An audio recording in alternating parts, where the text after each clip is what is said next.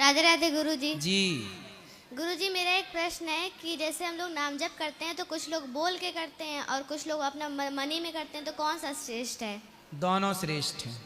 तो जैसे बोलने वाला श्रेष्ठ है, पर बोलने वाले से ज्यादा श्रेष्ठ अंदर वाला है, जो केवल हम सुने। सुमिरन ऐसा कीजिए खरे निशाने चोट, मन ईश्वर में लीन हो जिह्वा हिले ना होठ। ना जिह्वा हिले ना होठ, भीतर चल रहा है श्री। जैसे दिल धड़क रहा है, किसी को सुनाई नहीं पड़ रहा है। दिल की धड़कन कौन सुनता है, लेकिन धड़क रहा है। ऐसे दिल की धड़कन जैसे भीतर भीतर धड़कती है, ऐसे भीतर भीतर हर धड़कन में भगवान का नाम होना चाहिए।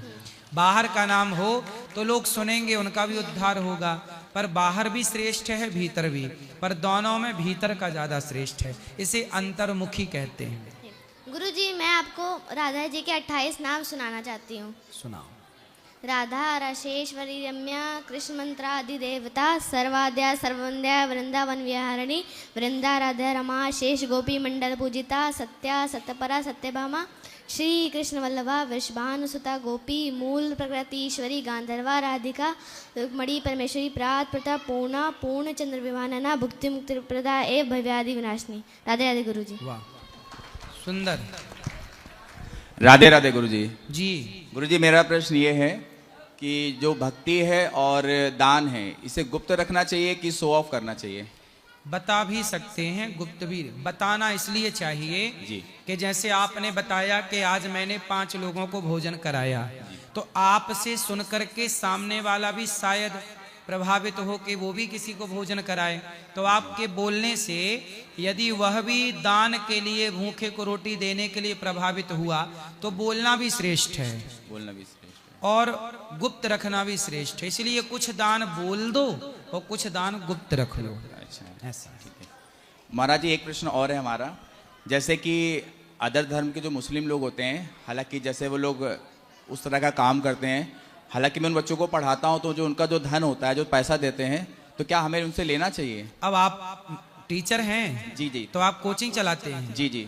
तो मुसलमान बच्चे भी आते हैं? हाँ, हर धर्म के बच्चे आते हैं, लेकिन वो लोग मीट मुर्गा ये सब खाते वाते हैं। कोई बात नहीं, आप तो टीचर हैं, शिक्षक है, डॉक्टर का धर्म है कोई भी आए उसका इलाज करना। नहीं, कुछ संतों के मुझे सुना था कि अगर वो अनैतिक रूप से धन कमा के देते हैं तो वो आपको भी पाप लगेगा। नहीं नहीं, सुनो, जो हम कह रहे हैं पहले वो सुनो।